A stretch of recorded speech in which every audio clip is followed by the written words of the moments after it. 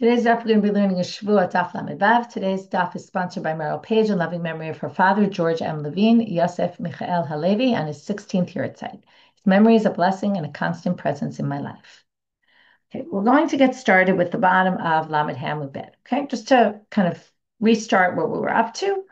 We learned in the Mishnah that in order for Shevuot HaEdut to be considered Shevuot HaEdut, again, this all just means if you're going to be liable for it. Okay, it's not like this is the way you should do it. This is obviously you shouldn't do this at all. It's a lie. You're lying under oath.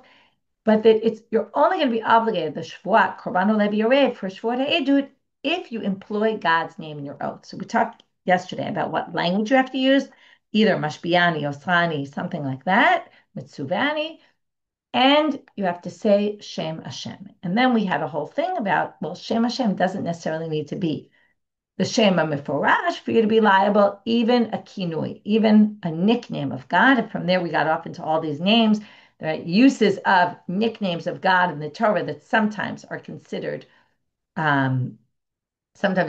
God and sometimes mean something else, which already kind of gives you the feeling why a kinoi of God might be different, because if it doesn't always mean God, then maybe that's not what you meant when you said it. Okay. But just as an aside, we mentioned Navot, even though we really didn't discuss him. And the topic of flashback this week, if you want to go into the story of Navot and some history about the Jezreel Valley, where his vineyard was, so you can read flashback this week. And only went up yesterday, but related to a few days ago, we talked about women and testimony, right? And the whole thing about Shevuot HaEdut is not relevant for women because women can't testify. There's a Shiur in Hebrew by Merav Tubakana about, actually, that's not the one that went up yesterday. I got confused. I tried to say something else and the words came out otherwise. But the women and testimony, which is a very interesting topic. So Merav Tubakana has a Shiur in Sugya B'Ktana on the Hebrew side of our site about women in testimony, which is always an interesting topic. And Alana Sanhain's Shiur, that was the one that went up yesterday, another very interesting topic, which is both of these are both kind of heated topics, like why women's testimony isn't accepted. And actually, she points out all sorts of cases where women's testimony is accepted. And Ilana Sanhain's Shiur is all about the other issue that came up a few days ago about the fact that you don't get the death penalty for murdering a non-Jew, right? That you have to know, was it a Jew or a non-Jew, the Yediah Riyah, Riyah Yediah. And she talks about, that it's actually called the prohibition to murder non-Jews. And basically says there obviously is a prohibition to murder non-Jews. You're not allowed to murder non-Jews. It's just that you don't get the death penalty for it. And she talks about that whole issue, which is very fascinating. So if you didn't listen yet to Dini Daf that went up yesterday, you can listen now.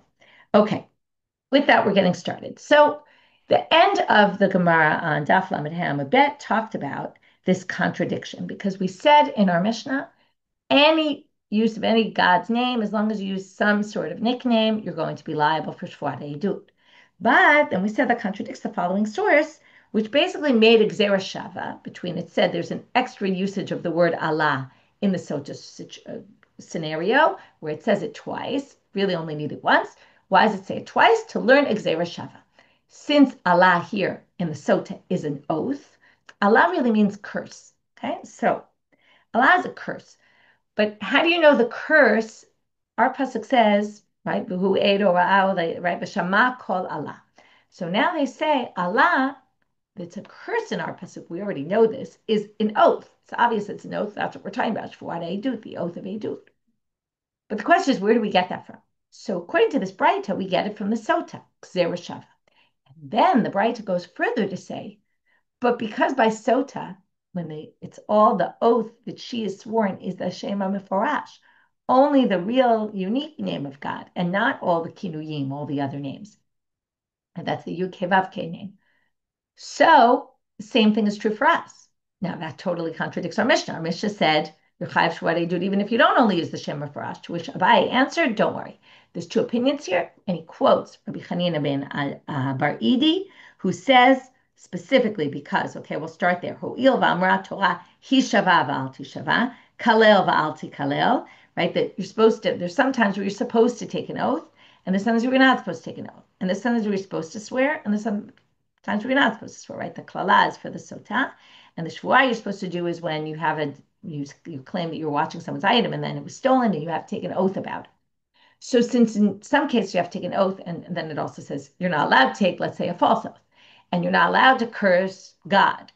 So now they're going to say that what's true for one is true for the other. And since not cursing God, for example, is b'shem mefarash, and the curse of the sotah is b'shem mefarash, right? All those are b'shem mefarash. Therefore, and not cursing right in the name of God is shem mefarash. So also the other cases are going to all be b'shem mefarash, and that's the other opinion. So now the Gemara starts with the words Rabbanan. Okay, that's where we're starting our limud today.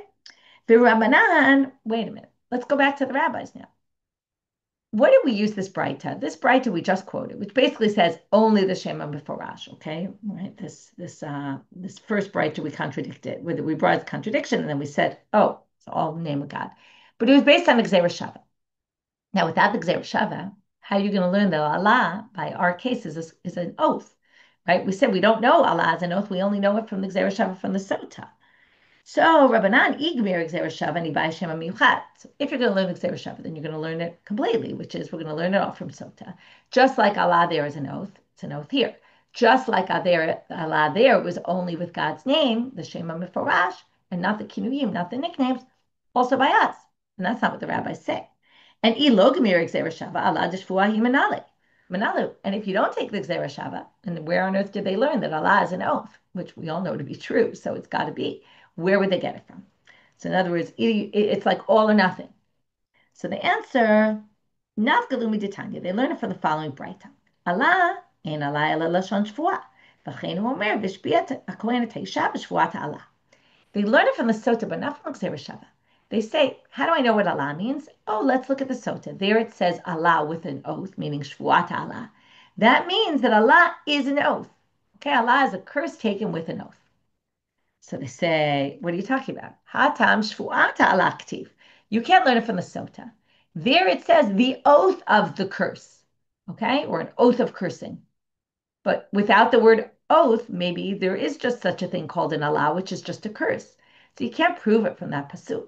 And you understand? Instead of employing Gzera Shava, they just said, oh, it's just defined from that pasuk. And they said, can't define that pasuk.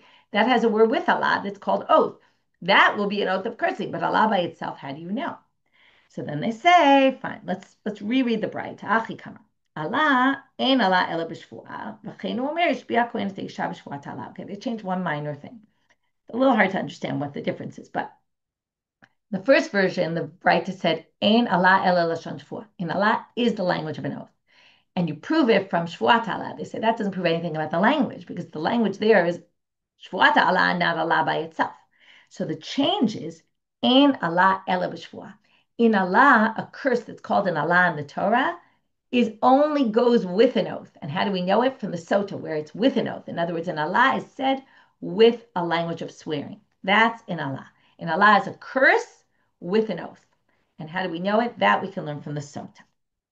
Uminayin. Now here there's words in parentheses I'm going to take out. There's different versions of the text here. Minayin la'asot shvu'ah she'eni ma'ala. I don't know if you have parentheses in your text, but if you don't, you just skip the next probably 8 words. Okay? So minayin la'asot shvuah she'eni ma'ala, kishvuah she'yeshi ma'ala. Okay, now how? Now we have a question. Because if an Allah is a curse that's said with an oath, now what would that be in our case before we even read this inside? What is a curse with an oath? Remember in the Mishna it said, Yakecha Hashem, God will smite you down if you don't testify for me. That is an Allah with a curse, okay? Because it's a curse. I'm sorry, that's an Allah with a shvuah. Because it's shvuat ha'edut that you said with a curse in it. Okay, it was a language of a curse. But what if I just say, mashbiani, right? I make you take an oath. Then you say, I won't take the oath, right? I'm not willing, I don't know, I'm not I won't take the oath, sorry. I take the oath that I don't owe you any testimony. I don't have anything to say. Now, that's a shvuah she'eni ma'ala, right? That's an oath. There's an oath, shvuat ha'edut, which we know you're obligated. But the Torah says, Shama kol Allah. And if we say Allah is a curse with an oath, then it sounds like to be a shvuat ha'edut from the simple reading of the text should require both the oath and the curse. It would have to be a language that includes both. But we know that a shvuat ha'edut, we've been learning about it for a while, right? And we know that shvuat ha'edut is just a language of cursing. Also, I'm sorry, just a language of oath without a curse. So where do we get that from in the text if it said v'shama kol Allah? So they say Talmud Amal v'shama kol Allah. Shama Allah v'shama kol. Why did it add the word kol? Kol is a voice, the voice of a curse. So they say voice is an oath. In other words, could be an oath without a curse. And Allah is with a curse. So therefore, there's two kinds. There's the kol and there's the Allah. You can have an oath without a curse, and you can have a curse with an oath. Amar Rabbi Yaval, minayin la'Allah shi shvuah. Now we're going to say, how do you know? Here's a different proof that Allah is with an oath. Shenemal, vayavo ota be'Allah, uchti v'gam melech Nebuchadnezzar marad asher ishbio be'Elohim. We're now going to prove that Allah is mentioned. This is the case of Nebuchadnezzar made a pact with Tzidkiyahu. That Tzidkiyahu is not exactly a pact. It's not exactly two-sided, but he forced Tzidkiyahu to agree that he would not rebel against him. That's vayave ito oto ba'Allah. He brought him in with what we're going to see as an oath. Now, how do we know an Allah is an oath? Because then it later says, in Nebuchadnezzar, the king, he rebelled against Nebuchadnezzar, Asher Ishbio Elohim, who had made him before take an oath, and he went against that oath. So now, what oath? Was it not the Allah? In other words, there's a mention at some point that, and we're going to see things like this as we go on, because we're going to do something similar with other words, where it mentions something in one wording in one place, and then refers back to it with a different word. So from here you see Allah is Shvuah. So here's another proof that Allah is Shvuah. Now, if we're talking about language and what words mean what, we're going to talk about other similar words like arur, which is also a curse. Tana, the Braita says, arur bo nidui, bo klala, bo shvuah. Depending on the context, arur could be excommunication. It could be a language of a curse, and it could be, which is what we usually think of arur, and it could be a language of an oath. Okay, now we're going to see all three, and we're going to take psukim from Tanach to prove. Nidui, bo nidui, dichtiv. Oru meroz amar malach Hashem, oru arur yoshveha. This is in Shirat Vorah after the battle against Sisera, where they cursed the people of Meroz because they didn't come fight in the battle. Okay, this is again, back to the relevant issue of people fighting and not everybody fighting. So they were cursed because they didn't come fight. Va'amar Ula, ba'al b'meo shipore, shamte barak lemeroz. Ula explained what was this curse that with Barak, who was was the head of the war effort, with 400 shofarot, he put them into excommunication. And there we see arur must be excommunication. Bo klala, it's sometimes a curse. Dichtiv, eli yamdu ala klala. This is in the Torah. It talks about the curses. Buchtiv arur cha'ish asher yaseh pesel. Right, and then it says, so they all stood up for the klala. And what language was used when they gave the curses? Arur. That's klala. Bo shvuah dichtiv, vayashba Yoshua be'et ha'ilemo, arur cha'ish lifnei Hashem. Okay, so Yeshua makes this oath to the people. And what was the language of the oath? Saying, cursed is the person. So here you see an oath, right? The curse went with an oath. They say, we don't like this proof. Maybe he did two things. Ashbeinu, he made them swear. And Laitinu, and he cursed them. In other words, when it says, Vayashba Yoshua be'et ha'ilemo, he made them take it, right, an oath. And then he said, Arur ish, meaning there was both an oath and a curse. And maybe Arur doesn't mean with an oath. So they say, fine, we'll give you a different pasuk. Elamehacha, v'ish Yisrael nigas bayomahu, vayoel Shaul ta'am lemo, Arur ha'ish asher yochal. Shaul, it says vayoel, which also is Allah, right? We talked about before. It's also like a language. He made them take an oath. Arur ha'ish asher yochal, and he said, cursed is the person. Now, if you're not convinced that Allah is shvuah and that the arur is an oath, it says uktiv v'Yonatan lo shama ba'ashbia aviv ta'am. Yonatan didn't listen to the oath, and he didn't hear it, and then he went against it and he ate. If you remember that, right? He eats the honey. So now, what happened here? They mentioned, this is like before, they mentioned this oath that Shaul had the people take, and they say, oh, that must be referring to the arur, he said. And that's how you know arur is a curse. But the Gemara says, wait a minute, we could ask the same question we asked just before. There it also uses the Lashon Allah. So let's read the same way we read the Yoshua pasuk. Vayoel Shaul, he made them take an oath, and then he also cursed them. And maybe curse and oath are not the same. So they say, no, it can't be, because mikti ve'arul, and if you look at the pasuk, right, Vayoel Shaul ta'am lemo, he got the people to take an oath saying arur, curse it. And it doesn't say and arur, meaning that would be, okay, took an oath and he said arur. So the Gemara says, okay, well, if you're going to say that, and that's the proof, hashadati l'hachi, if you already got to this, hatamnami de lo k'tiv arur, we can go back to Yoshua pasuk and say the exact same thing, because it's the exact same language. Vayashbea, he made them all take an oath and said arur, and it also doesn't have a vav there. So you can either prove it from Shaul or you can prove it from Yoshua. Either which way, you see that arur can be a curse. So arur can be either excommunication, a curse, or or an oath. Okay, and the last was the proof of the oath. Rabbi Yossi Rabbi Chanina, another word that can mean a few things. Amen. Okay, these are all related to our topic because they all have to do with either oaths or right. Amen. We already said amen is right, one of the languages is going to be bo shvuah. You could say amen. Remember Shmuel said kolone amen to an oath, right? It's as if you said the oath yourself. So it could be a shvuah, bo kabbalat dvarim. It could be accepting someone's words. Bo ha'amanat dvarim. Could be saying your know what translation you have there, but to say these words are totally right. Okay, to confirm, I guess would be the way to say it. Right? One is accepting, and one is okay, confirming. I guess I got it right. Thank you. So the either to accept someone's words or to confirm them. Like, good that you said that. You're right. So let's see all the three. Bo shvuah dichtiv. We already know this. Amra isha amen amen. Right. The sota, the Kohen says, "I'm making you swear," and she says amen, and that's her oath. Bo kabbalat dvarim dichtiv, going back to the curses, aruri isha shalei yakim itivrei Torah zo lasot otam. So they called out the curses, ve'amar kol ha'am amen, and then they said amen, meaning we accept this. We accept this curse that if we don't keep the Torah, we will be cursed. Bo ha'amanat dvarim dichtiv, Yomi Yirmiyahu Hanavi. This is confirming. Yirmiyahu Hanavi said, amen ken yaseh Hashem yakem Hashem et barecha. Right? Amen. So God should do just like you said. Okay, so there you have confirmation of someone's words. Amar Rabbi Elazar, another language of oath. Lav shvuah, hein shvuah. You could say no and you could say yes, and they can both mean the language of an oath. We're going to have to see where we get this from. So bishlam lav shvuah, I get the lav, that lav can be an oath, and here we're going to bring an example again from the Torah. Dichtiv, v'lo yeh od hamayim lemabul. The waters will no longer be, right, there will no longer be a flood, God promises. Uchtiv. Now, how do we know it was an oath? Well, it says later, Kimei Noach zot li asher nishbati, right? The waters of Noach that I promised. So where that I took an oath about? Where was the oath? Because God said, I will not do this, right? So if you could sometimes say, I will not, and that means you're taking an oath. But comes Rava. Okay, so now what's the question before we get to Rava? Elahein shvuah manala. But where do we get the yes?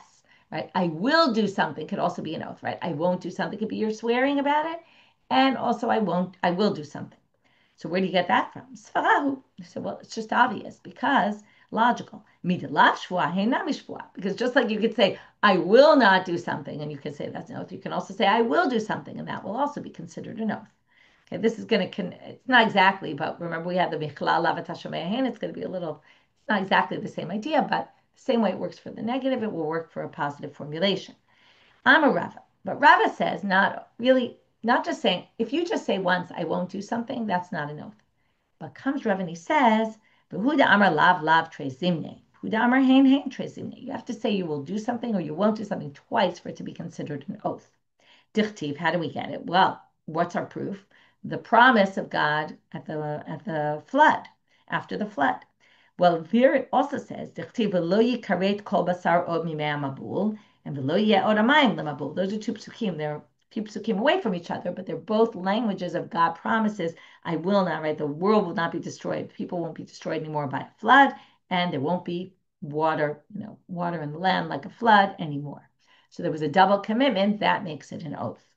And then obviously, midalav trezimne, hein nami trezimne. And if already all the hein is learned from the lav, so just like the negative formulation has to be twice for it to be considered an oath, the positive formulation as well.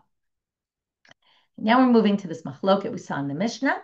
Hamakalel b'kulan chayav divrei Rabbi Meir v'chachamim putrin. We saw this machloket about, right?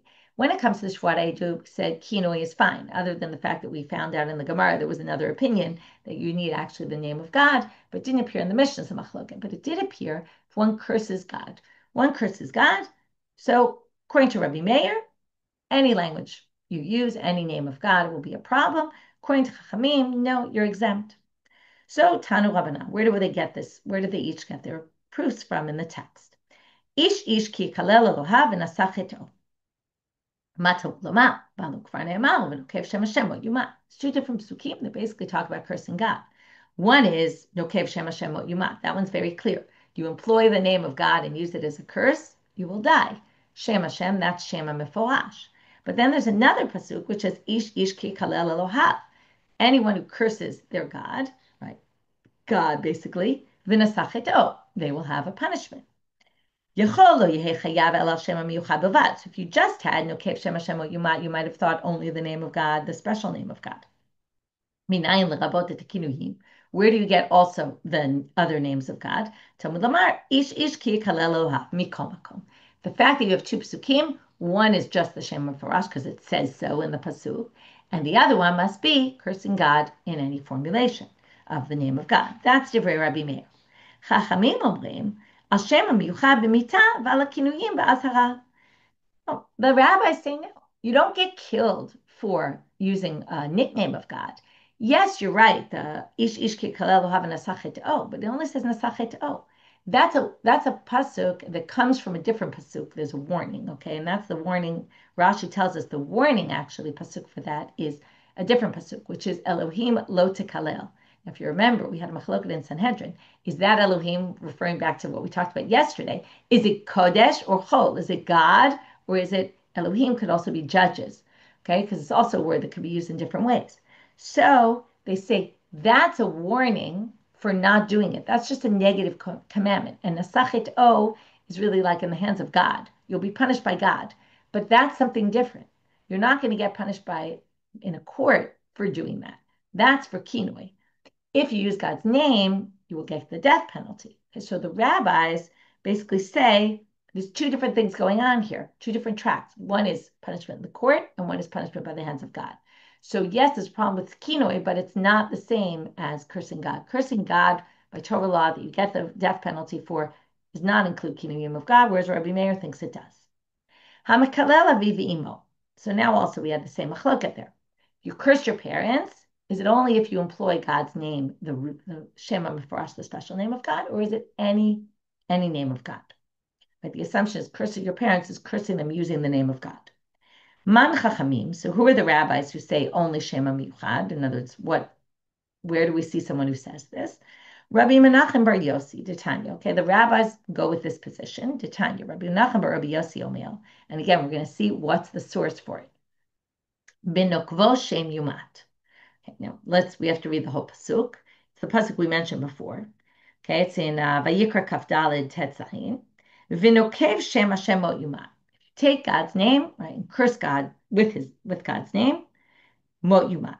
Ragom Yirgamu Bo Kol Ha'edah Keger Ke'ezrach. Okay, the whole nation stones you, whether you're a ger, an ezrach, whoever you are who does this.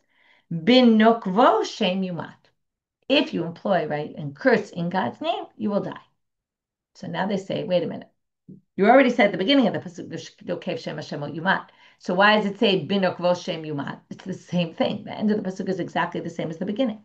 So comes Rabbi Menachem bar Yossi and says, Matam U'Lamal. Why do you need Nokvo Shem Yumat? You said in the beginning of the pasuk. And this is what we call an imeno inyan. It really doesn't belong for this topic. It must be for some other topic. If it's not talking about cursing God, it must be talking about cursing your parents. And notice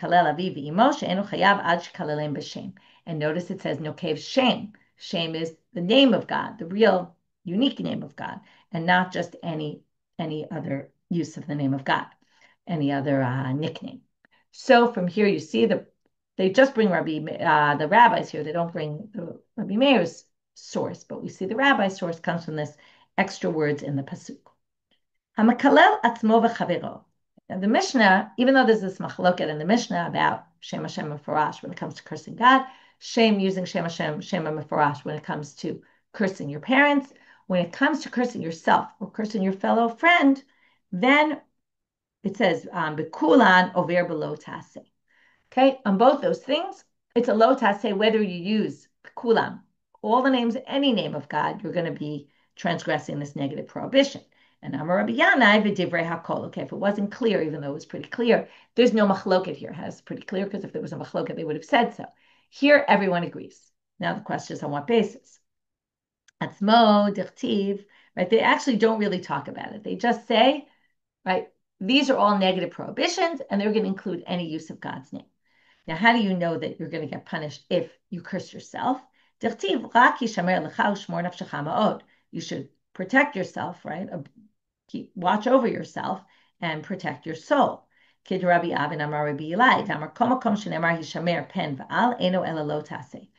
other words, the pasuk says you should make sure not to do anything bad to yourself, which means don't curse yourself. Okay, that's a bad thing to do to yourself, to curse yourself.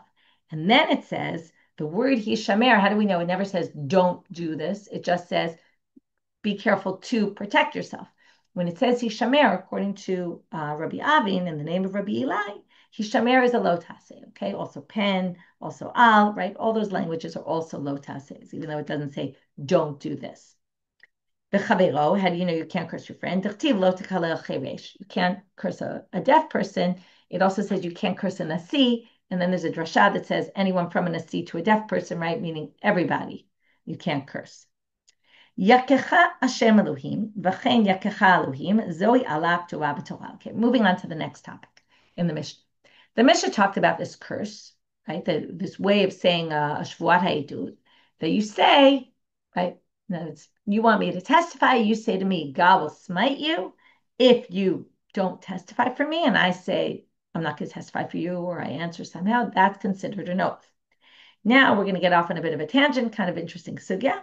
Yativ Rav Kahana Kameda Rav Yehuda. So remember who's who? Rav Kahana goes in front of Rav Yehuda.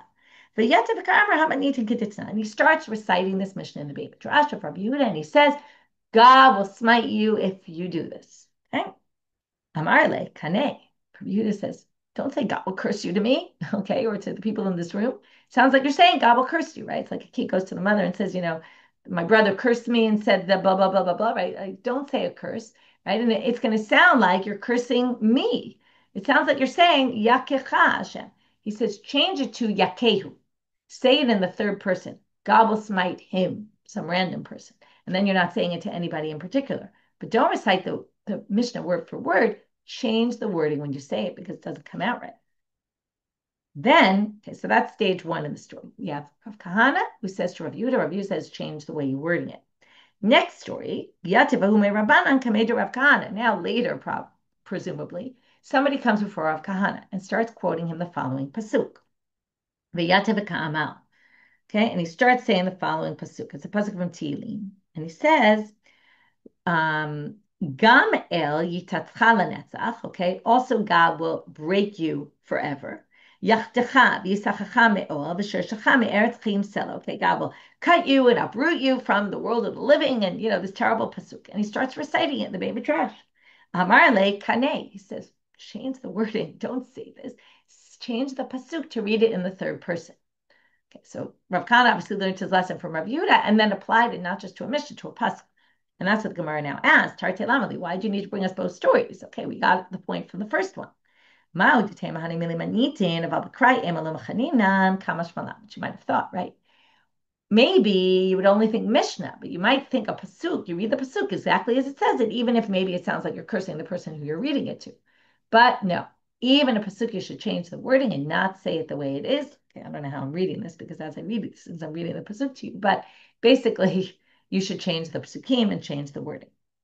Okay, next section. Now we're going to go back to this Michlal Lavat HaShomei Hein. Now, I don't know if you thought about it at the time, but there's, in fact, right, it's pretty, if you remember, there's a big famous machloket, Michlal Lavat HaShomei Hein, between Rabbi Meir and the rabbis when it comes to conditions. You make a stipulation. Do you have to do what's called a t'nai kaful and say, if this, then that, and if not, then that? Okay? Or is it enough to say, if this, then that, and it's obvious that if not, then that, right? And it won't be. So Rabbi Meir is the one there in the big machloket, Rabbi Meir and the rabbis that we saw a bunch of times. Rabbi Meir is the one who says we don't say Michlal Lavat HaShomei Hein. Now, in our Mishnah, Rabbi Meir is the one who says Michlal Lavat HaShomei Hein. So let's read it inside. And it's a huge contradiction. Al yakecha v'yivarecha v'yetiv lecha. Right? Instead of saying God will smite you, you say God won't smite you if you testify for me. Or God will bless you if you testify for me, or God will make it good for you if you testify for me. Is that a Shevuot ha'edut? Because what you really mean is, and you'll be punished if not. Rabbi Meir mechayev v'chachamim potrim. So Rabbi Meir says that's a Shevuot ha'edut because we say Michlal Lavat HaShomei Hein. which is the exact opposite of what he says in the other machlok. And the rabbis exempt, they say that's not Shevuot Edu because you didn't say it in the proper words, right? You can't make these inferences. So now the Gemara asks the question. But Rabbi Meir doesn't say in the big famous machloket. So how could you say that here he says the right? Why is it sounds like everything's flipped? To which they answer, oh yeah, epuch, flip the shitot here. It's really Rabbi Meir who says you're exempt, and the rabbis who say you're obligated. Okay, switch it to make it work. We could have ended the sugya here, but now the Gemara is going to have a bit of a problem with this. The first reason they're going to have a problem is just because this is the way it's been said. Okay, we're going to see right now. Rabbi Yitzchak Tanach. So when Rabbi Yitzchak came from Israel, he read the Mishnah also without flipping the names. In other words, he had the version that we had in our printed text. And Amar Rav Yosef, when Rav Yosef heard Rabbi Yitzchak from Israel coming with that version, in other words, how do mistakes happen, right? Mistakes happen, sometimes they get switched. But if in Israel they were saying this version, and if in Babylonia Rav Yosef says, he says, something doesn't work here. You can't just say, oh, switch the shito because it doesn't work. Because our version said Rabbi Meir says you're obligated, meaning you can say Michlal Avat Hashmeyahin. And Rabbi Yitzchak's version from Israel, which obviously was based on a different tradition, also says the same version as the one that we have. So it's not as easy to just switch it around when everybody seems to have this version. Must be a reason they all had this version. Right? You could say maybe in Babylonia it got flipped, or maybe in Israel it got flipped, but if both of them say it this way, it must be right.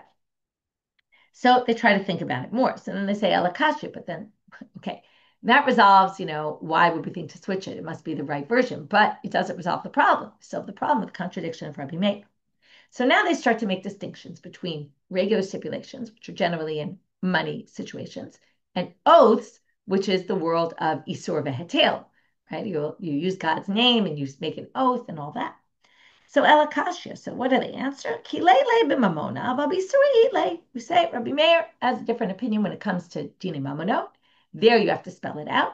When it comes to Dine Nefasha, Isurim, Isur veheter, like oaths, you don't have to. And we can infer the positive or the negative from the positive, or the positive from the negative. So now they say, wait a minute, that doesn't work. Because okay, sota we assume is isur, right? Isha sota, she maybe slept with another man. That's world of isur veheter. And what are we going to see? That, now it's not Rabbi Meir exactly, but it is this drasha that we assume Rabbi Meir holds by, which is going to prove that without the drasha, you couldn't have said Michal Alav Tashumehin. You needed the drasha to do the second direction.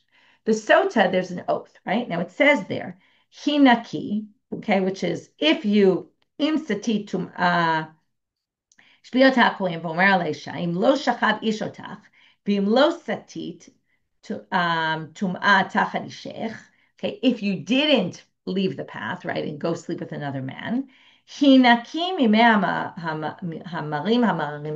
will be cleansed from these, right, from these bad waters.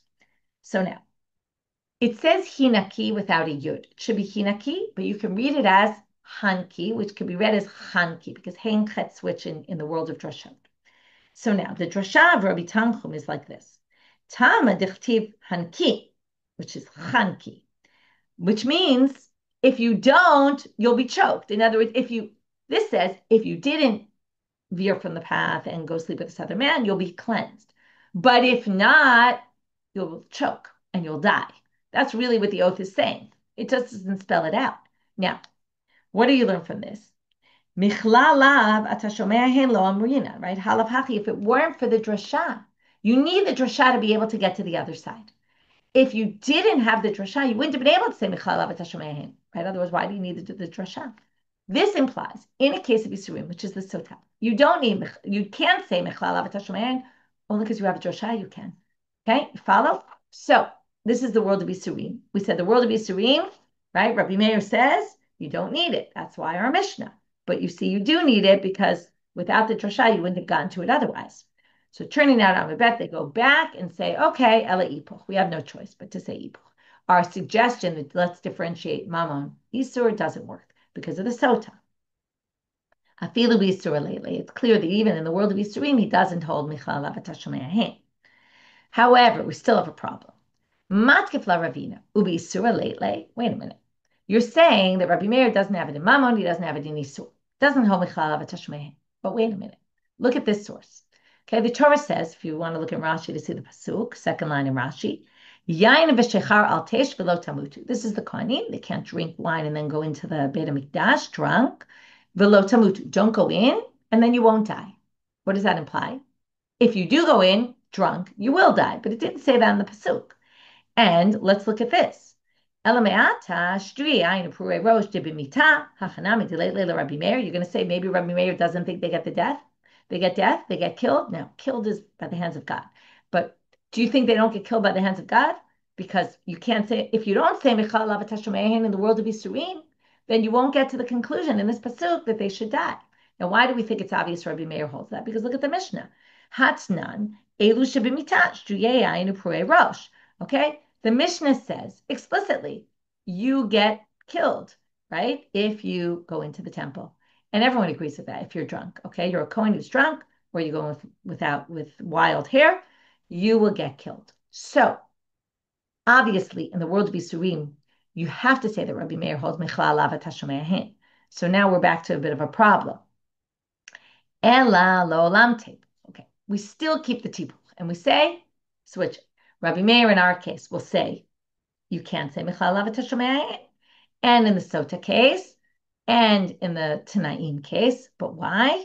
Ki leile b'mamona b'isura ile. Okay, we're now going to say, because we have those three on one side, we have Shtuye Yayin on the other.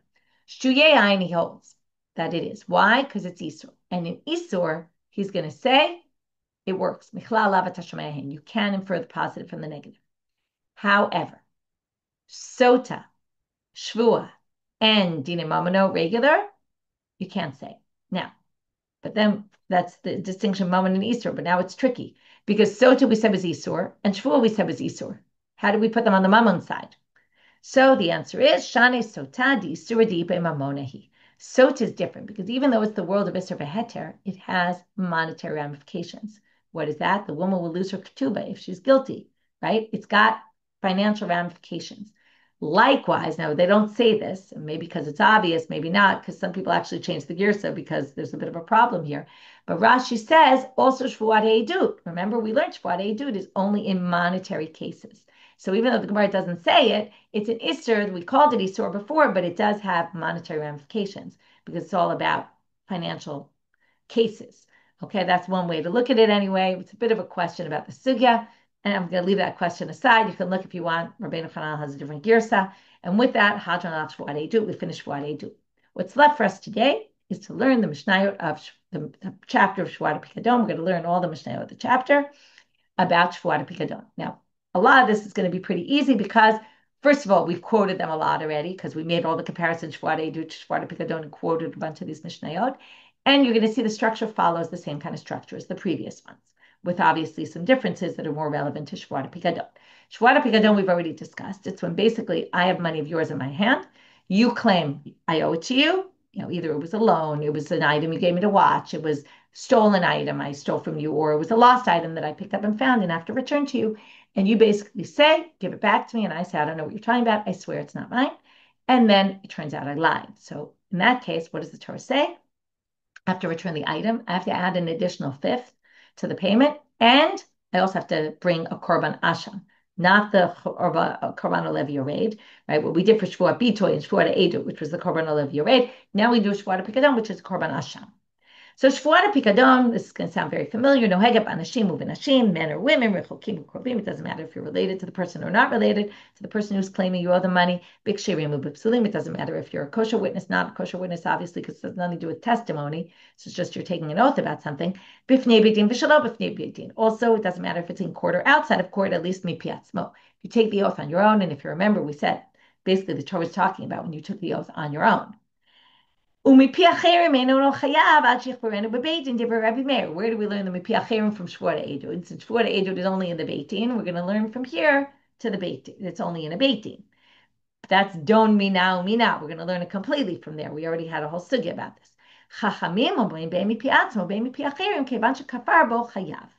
Okay, but the rabbis say whether it's mipi atzmo, whether it's mipi acherim, It doesn't matter. It doesn't have to be in the court, even if it's acherim, because Yomi navo kebatcha. We're going to learn from edut, but the details are going to be more like the pikadon details, which it doesn't matter court or not court. This is actually parallel to Shevuot Edut. You're chayiv if it was intentional. Remember, Rabbi Shimon doesn't think this. He doesn't think you're liable for mezid, but the general position is this is if you're intentional about it, and if you forgot, you remembered you had the pikadon in your hand, but you forgot that you're liable a korban for it. You didn't remember the severity of it. Then you bring the korban. But you're eno chayav al shigata greitata. But if you forgot completely that you had the person's item in your possession when you swore, then you're not liable at all. It's exactly parallel to Shevuot Edut. Now, what do you have to do if you do it intentionally? What are you liable? Asham b'kesef shkalim. You have to bring an asham worth 2 shkalim. Shevuot, a minimum of 2 shkalim. Shevuot pikadon ketzad. So how does it work? This is going to also sound very familiar. Amarlo, you say to me, give me back my pikadon that I gave you to watch. And I say, I swear I don't have it. Oh, shamarlo ein lecha biyadi, or I say, I don't have it without taking an oath. And then you say, it must be achani, I make you swear, that's me piacherim. V'amar amen, and I said amen, harei zachayav. Okay, then I'm obligated. Hishbiya alav chamesh pa'amim. Here we're going to have a difference between this and the previous. If you make me swear 5 times, you say, do you swear? Do you swear? Do you swear? Do you swear? Okay. And each time I said, I don't have it, I don't have it, I don't have it. It doesn't matter if I was in the court when you did this or if it was outside the court when you did it. Vikafar, and I denied each of the top 5 times. You're liable for each of the 5. Now, if you remember last time we said if you're in court, you're not liable for all 5. Why? Because once you deny it once in court, you can't ever change your claim in court. However, here it's different. And Amar Rabbi Shimon there also explained the reason. Rabbi Shimon here says, Matam, what's the reason? Because if I deny the claim and then I say, hey, wait, but no, I changed my mind. I really do owe you. And I admit it in court. I actually am obligated to pay you the money. And then if I further deny it, then it's a new denial. Basically, I'm denying that I owe you the money that I admitted that I owed you. Because here, as opposed to with edut, you just have to bring a korban. I don't have to pay anybody. Here, by my admitting, I actually have to pay you. So now, even if I don't admit between claims, I'm still liable for each one because theoretically, if I were to admit in between claims, I could theoretically change and then I'd be liable again. So I turn myself into having to return you the money. And then if I would deny the claim again, that would be a new thing. And that's why each of these 5 are considered independent. 5 people claim I have items of theirs. Amrulo, they each say to me, give me back the item you have of ours. And I just say to all of them, I don't have anything of yours. I took 1 oath, even though it was to 5 people, I'm only liable 1. But if I say, I swear I don't have, not for you, not for you, not for you, not for you, and I specify each person individually, I'm liable for all. Although this is a machlokah between 3 people. Because Rabbi Eliezer Omer, unless I say the word Shevuot at the end, since I only said one language of Shevuot at the beginning, even though I said to you and to you and to you, it's 1 oath. But if I said Shevuot at the end, it means on all the others, I really meant to say oath as well. Rabbi Shimon is the 3rd position. I'm only going to be liable 1 unless I say Shevuot lo lecha, Shevuot lo lecha, Shevuot lo lecha. I have to say Shevuot with each one. Otherwise, I'm not liable for each one. If you say, you have 4 things of mine, okay, all the different 4 types that we talked about before, the loan, the pikadon, the stolen item, the lost item. You say you have 4 items of mine, and I say, again, my language of oath was just, I don't have any of them. That's one language of oath, 1 time. But if I say, but if I specify all 4, I'm liable for all of them. And likewise, if it's not 4 different types, but it's all a pikadon, let's say, and you say, and you say, look, I gave you wheat and barley and spelt, and return all 3 of them to me. It's 3 items, but 1 type of, let's say pikadon. If I just say, I don't have any of them, then it's 1. But also there, if I say, if I say all 3, then I'm liable for 3 times. Rabbi Meir Omer, if I say I don't have, now it sounds like I'm saying 1 grain of chita, it's singular, and one, so it sounds like those, I wasn't even saying like an amount. The amount that would make me liable for a korban would be a shepherd pruta. It has to have the value of a pruta, but I'm still chayav because I obviously meant not just one, but more. And okay, now the last category, and we'll try to go through this quickly. It's the end of our daf, but it's pretty straightforward. We're now going to talk about knas. If it's a denial of a knas payment that I owe you, then it's a different story. So let's start with a rape case, rape or seduction. There, the man is liable to pay a penalty, a knas. So anastu pitita piti. So they claim you raped my daughter, you owe me money. V'homer lo anasti v'lo pititi. I didn't. I don't owe you anything. Mashbiachani v'amar amen chayav. Okay, you're chayav anyway, even though it's knas. So we're going to have to deal with this because we're going to see the knas really is. Rabbi Shimon poter. Rabbi Shimon exempts. Sheinu m'shalem knas al piatzmo. Why don't you pay for knas? Rabbi Shimon explains. He's explaining a lot of things in our Mishna because I could come and admit in court that I did something and I'd be exempt from the knas payment, right? If I come and admit that I owe you money, I still have to pay the money. But if I come and admit I owe you a knas payment, a penalty, I don't have to pay. I actually am exempt from knas. So therefore, since I denied this claim, since I could have denied it by just admitting, and I could deny in 2 ways. I could take this oath. I could also just say, oh, I swear actually, I admit that I did it, and then I'd be exempt. So since I anyway can exempt myself, the Shevuot Pikadon is not such a big deal, right? So I'm not going to be liable to korban for it. So what do the rabbis say? Why are they obligating here? Because they really do agree with that principle. We talked about this before. That onus includes also payment for the humiliation and the embarrassment to the family that they caused. So because of that, anyway, it's a mammon payment. It has mammon in it. Okay, and now we're going to compare between mammon cases and knas cases, and with that, we'll finish our daf. Ganavti et shuli, lo ganavti. Okay, you stole my shore, and he says, I didn't steal your shore. Now, what do you have to pay? The value of the shore and a double payment. So, because it has mammon and knas, since it has mammon, it's going to be a shvuah pikadon. Must be a chani v'amar amen chayav. You're liable. But ganavti, if you admit I stole, and then the guy claimed you stole, slaughtered, or sold it, which would then make you liable 4 or 5 times the payment. So with the shore, it would be 5 times. Ganavti, and then I claim, but I swear that I didn't, right? I didn't slaughter or sell it. Must be a chani v'amar amen, and then you make me swear about that. Patur, because that's knas, because I admitted to the stealing, so I'm going to pay the Karen. The denial is about the knas. Hemit shorcha et avdi. Hemit shorcha et shori. Your shore killed my shore. That's damages. That's mammon, compensation. V'homer lo himit, and he says I did it. My shore didn't kill yours. Must be a chani v'amar amen chayav. So if you make me swear and I lied, I'm liable. Hemit shorcha et avdi. V'homer lo himit. Must be a chani v'amar amen patur. If your shore kills a slave, there's a knas payment in the Torah. According to the Torah, you pay 30 shekels. That's a knas payment. So therefore, you'd be exempt. Last one, amar lo chavalta. You injured me. Okay, damages. That's damages compensation. Amarlo avdo hipalta shini simita eteni.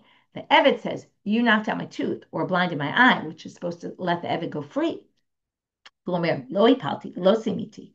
Must be a chani v'amar amen patur. That's a knas, so you be exempt. Zeh klal, and in case you didn't get this, which you should have by now. This is the rule. If it wasn't enough examples, right? If you have to pay it from admission anyway, because it's compensation, you're going to be liable by denying it. And if not, then you won't be. Okay, with that, we finish. So I'll try to do a very quick summary. It's late. But we have the oath, right? We started with the Allah. How do we know Allah is an oath? From there, we got into the language of Arur, the language of Amen, the language of Lav or Hain can be also in language of an oath. From there, we got to the 2 machlokot about Makalel Aviv Imo or Makalel God, cursing God with God's name or with a kinoi. What's the machloket based on? From there, we got to the Allah about the Yakechan. You shouldn't say those words because it sounds like you're cursing someone, and change the wording even in a pasuk. From there, we got to the Michlal Lavat HaShomein, the contradiction from Rabbi Meir, and then we finished with all the Mishnayot of the parak of Shevuot Pikadon. When does it apply? When does it not apply? And the main new thing we saw was this whole thing about knas that won't be relevant for a knas payment, which makes a lot of sense. With that, we'll finish for today. Wishing everyone a Shabbat Shalom and Shnishma B'sorot Tovot B'karov.